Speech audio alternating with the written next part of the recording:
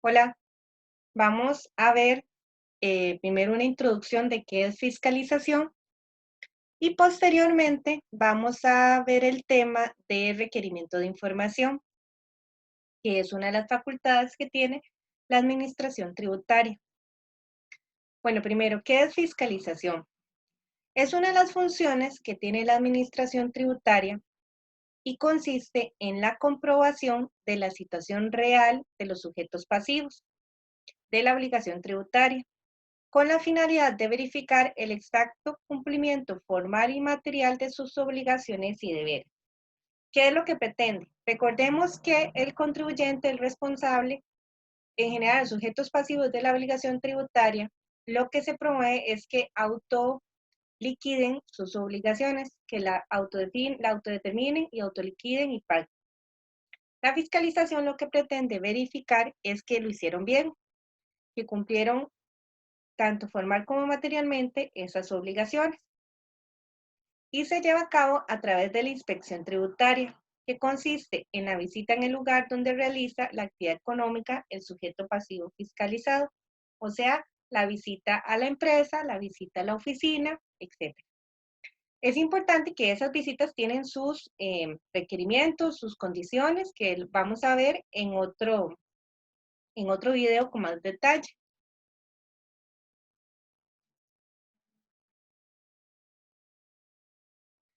Para poder realizar su función de fiscalización, la administración tributaria puede hacer uso de ciertos elementos. Tenemos primero los registros financieros, contables y cualquier otra índole que comprueben las operaciones efectuadas. Si el sujeto pasivo no tiene esos registros, esos documentos o ambos, o si los tiene, la administración considera que son insuficientes o contradictorios, se deben tener en cuenta otros indicios que permitan estimar la existencia y medida de la obligación tributaria. O sea, indicios que le indican a la administración tributaria cuál es la situación real del sujeto pasivo. Ejemplo de estos indicios, tenemos el capital invertido en la explotación, el volumen de las transacciones de toda clase e ingreso de otros periodos, la existencia de mercaderías y productos, el monto de las compras y de las ventas efectuadas, el rendimiento normal del negocio o la explotación objeto de la investigación en empresas similares ubicadas en la misma plaza, en el mismo lugar, los salarios, el alquiler del negocio, los combustibles, la energía eléctrica y otros gastos generales, el alquiler de la casa de habitación, los gastos particulares del contribuyente y su familia y el monto de su patrimonio, cualesquiera otros elementos de juicio que obren en poder de la administración tributaria o que ésta reciba de terceros. Entonces vea que la administración tributaria puede hacer uso de varios indicios, de varios tipos de información para poder determinar la real situación tributaria del sujeto pasivo. Dentro de sus actuaciones de fiscalización, la administración tributaria puede realizar comprobaciones e investigaciones, puede solicitar obtención de información o puede hacer valoraciones. Vamos a ver cada una. En la comprobación e investigación se pretende identificar una concordancia o discordancia de la realidad fáctica con lo descrito a través de los estados financieros o declaraciones tributarias provistas por el sujeto pasivo. O sea, lo que se pretende es determinar si lo que el sujeto pasivo declaró corresponde a su realidad. Con la obtención de información, lo que se pretende son actuaciones orientadas a la investigación, obtención, compilación de datos o antecedentes de los que derive información de trascendencia tributaria. Por su parte, la valoración tiene por objeto la comprobación del valor declarado de las rentas, bienes, patrimonios, mercancías y derechos por parte del contribuyente. Igual, pretende determinar si eso declarado corresponde con el valor real de los bienes.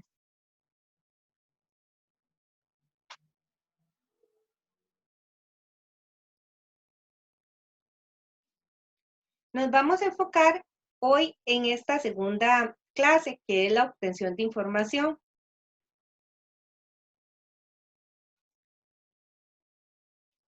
El requerimiento de información, que está más detallado en la sección quinta del Reglamento de Procedimientos Tributarios, lo puede hacer la Administración Tributaria, ya sea por suministros generales o requerimiento individualizado.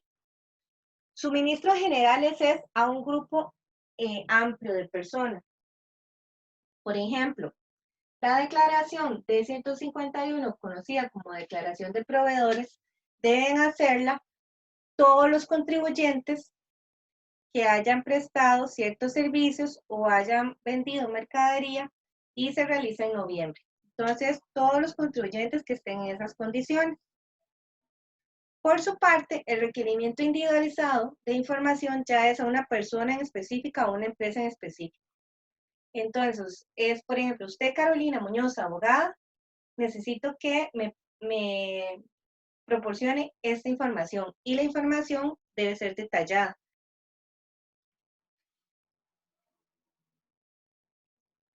El requerimiento de información al contribuyente está detallado en el artículo 104 del Código de Normas y Procedimientos Tributarios.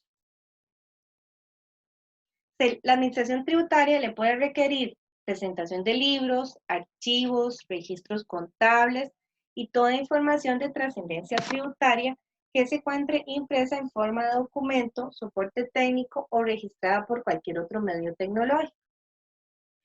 La Administración Tributaria también puede pedirle información a terceros, de acuerdo con el artículo 105 del Código de Normas y Procedimientos Tributarios.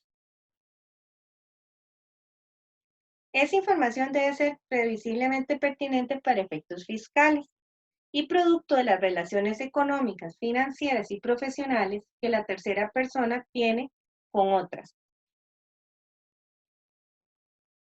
La información la proporcionará como la administración lo indique, por medio de reglamento o requerimiento individualizado. O sea, por medio de suministros generales de información, que sería por medio de reglamento o requerimiento individualizado al tercero específicamente. Este requerimiento de información deberá ser justificado debida y expresamente en cuanto a por qué es relevante para efectos tributarios. No es simplemente que la administración se le ocurra pedir cualquier cosa, no, debe justificarse. Ejemplos de ese deber de información de terceros. Por ejemplo, los retenedores deben presentar los documentos informativos de las cantidades satisfechas a otras personas por concepto de rentas del trabajo, capital mobiliario y actividades profesionales.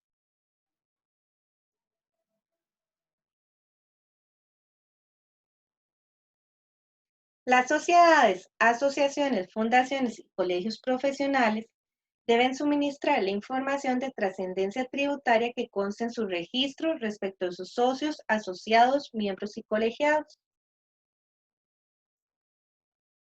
Ahora, ese requerimiento de información de terceros tiene sus excepciones, que están desarrolladas también en el artículo 105. Por ejemplo,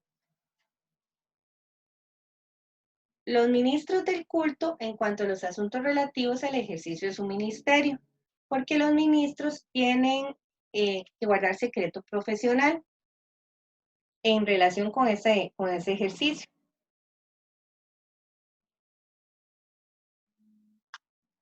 También hay profesionales que por disposición de la ley tienen secreto profesional, entonces no pueden divulgar información en cuanto estén amparadas por ese secreto.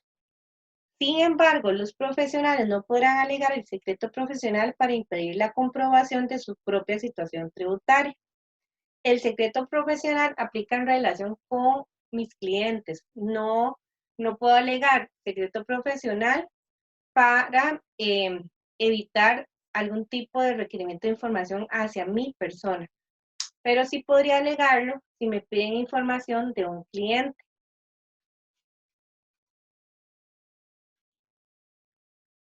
Los funcionarios que por disposición legal estén obligados a guardar secreto de datos, correspondencia o comunicaciones en general, también están exentos de proporcionar la información a la administración tributaria.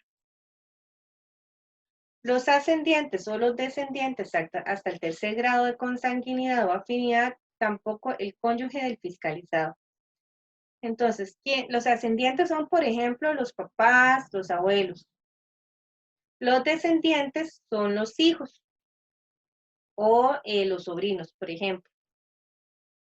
Consanguinidad es si es mi hermano o afinidad es, por ejemplo, mi cuñada. Esto está relacionado con el principio, es una extensión del principio de que nadie puede declarar contra sí mismo, que vimos que era uno de los principios procesales penales que se aplicaban al procedimiento administrativo sancionador.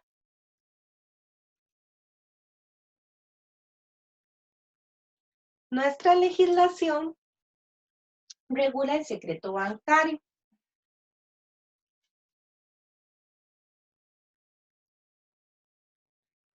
¿En qué sentido se regula el secreto bancario? Las entidades financieras deben proporcionar a la administración tributaria información sobre sus clientes y usuarios, incluyendo la información de transacciones, operaciones y balances, movimientos de cuenta corriente, ahorro, depósitos, certificados a plazo, cuentas de préstamo, etc.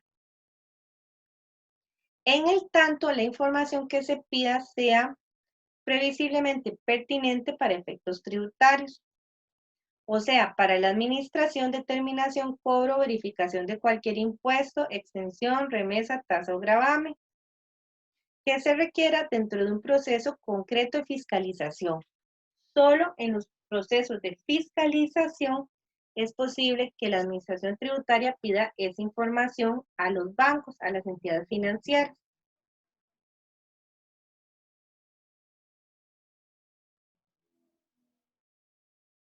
O también para cumplir con una solicitud de información conforme a un convenio internacional que contemple el intercambio de información en materia tributaria. Que por cierto, ese convenio también tiene que resguardar la confidencialidad de la información. Ahora, esa información que se pide a los bancos debe ser a través de un juez. La administración tributaria le solicita al juez que le ordene al banco proporcionar esa información. Así se resguarda el secreto bancario, que es una garantía del contribuyente. Recientemente se ha querido quitar ese requisito de que la administración tributaria tenga que pedir autorización al juez y que lo pueda pedir directamente a los bancos. Sin embargo, hay oposición al respecto. En el material complementario hay una noticia en ese sentido, donde se critica que se levante el requisito de pedir la autorización al juez. Los invito a leer el artículo que está, es un artículo de opinión que está muy interesante. El artículo 106 bis define que es una entidad financiera. Básicamente es cualquier entidad que está supervisada por la SUGEF, SUGEVAL, SUPER, la Superintendencia de Seguros, que es la SUGESE, o cualquier otra superintendencia o dependencia que sea creada en el futuro y que esté a cargo del Consejo Nacional de Supervisión del Sistema Financiero.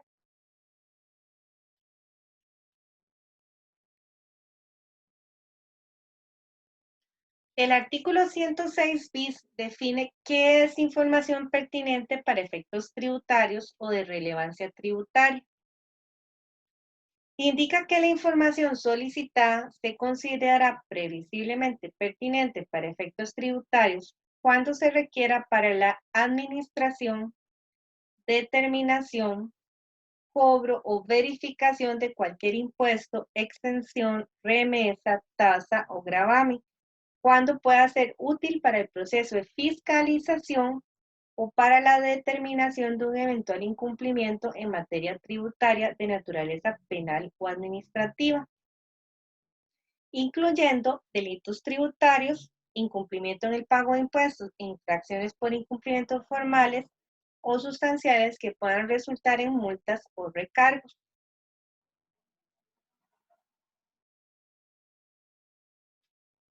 El artículo nos indica que no se requerirá de evidencias concretas, directas ni determinantes de un incumplimiento de naturaleza penal o administrativa. También se considera como previsiblemente pertinente para efectos tributarios cualquier información que se requiera para cumplir con una solicitud de información conforme a un convenio internacional. Entonces vea que la información que es pertinente para efectos tributarios está, es muy amplio, ¿verdad? Porque nos dice que se requiera para la administración, determinación, cobro, verificación, que es básicamente todas las funciones de la administración tributaria. Jurisprudencialmente, se analiza en cada caso si la información solicitada es o no de trascendencia tributaria. Entonces es muy importante ampliar nuestro concepto en ese sentido, leyendo la jurisprudencia sobre el tema.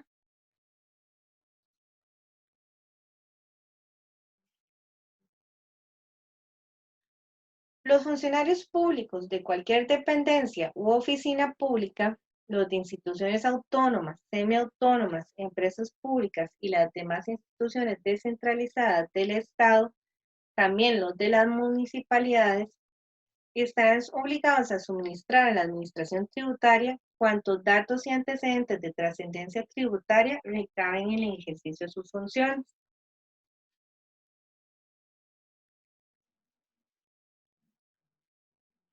Ese requerimiento de información o ese suministro de información tiene que ser solicitado por la administración tributaria del funcionario y como cualquier acto administrativo debe ser fundamentado.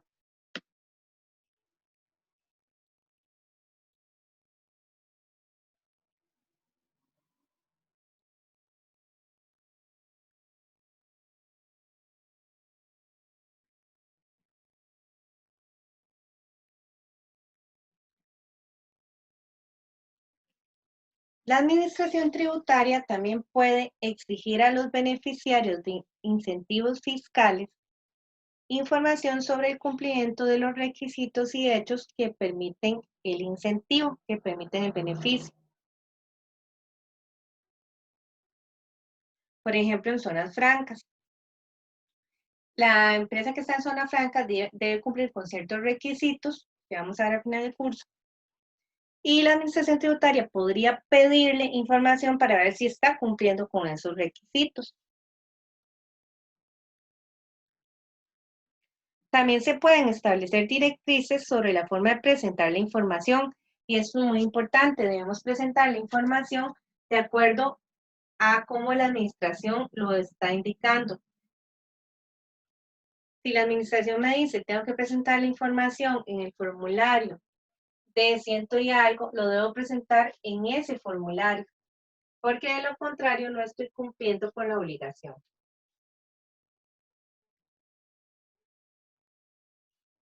La administración también puede exigir llevar libros, archivos como facturas, boletas u otros documentos para facilitar la fiscalización y la determinación de las obligaciones tributarias. Es recomendable que los documentos se guarden al menos por 5 años. ¿Por qué? Porque si me piden un documento de un periodo que no está prescrito, yo debo tenerlo.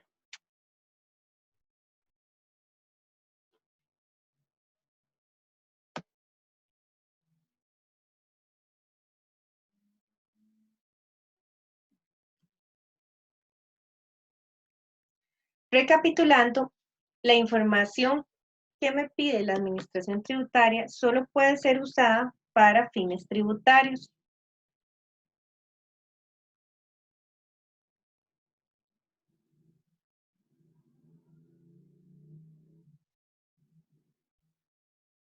No puede ser trasladada a otras dependencias o instituciones públicas o privadas, excepto tribunales, a requerimiento de un juez también. Y también a excepción del convenio que tienen tributación con la Caja Costarricense del Seguro Social de compartir la información para verificar mutuamente las obligaciones de las personas que tienen que cumplir. Recordemos que por el principio de legalidad, toda actuación administrativa debe estar fundada en una norma, en un reglamento, en una ley. Entonces, si la información es recabada ilegalmente, o sea, en contra de la ley, en contra del reglamento, no produce efectos jurídicos. Como ya hemos visto, por regla no se puede compartir información con otras entidades, sino que la información que tiene tributación es solo para efectos tributarios. Sin embargo, se puede proporcionar esa información a otras jurisdicciones con las que Costa Rica tiene un convenio internacional que contemple el intercambio de información en materia tributaria, porque es una mutua ayuda de la información que tiene otro país sobre, por ejemplo, los ciudadanos costarricenses o la información que yo tengo en mi poder sobre los ciudadanos de ese otro país. Por supuesto, esos intercambios, esos convenios internacionales deben tener regulaciones que garanticen la confidencialidad de esa información que se está intercambiando. El carácter confidencial de las informaciones está desarrollado más ampliamente en el artículo 117 del Código de Normas y Procedimientos Tributarios. El artículo indica que las informaciones que la Administración Tributaria obtenga de contribuyentes, responsables y terceros por cualquier medio tienen carácter confidencial. Esa es la regla. Y los funcionarios y empleados de la Administración Tributaria no pueden divulgar en ninguna forma esa información. Por ejemplo, no pueden divulgar la cuantía u origen de las rentas, ningún otro dato que figure en las declaraciones. Ni deben permitir que estas o sus copias, libros o documentos que contengan extractos o referencia de ellas sean vistos por terceras personas.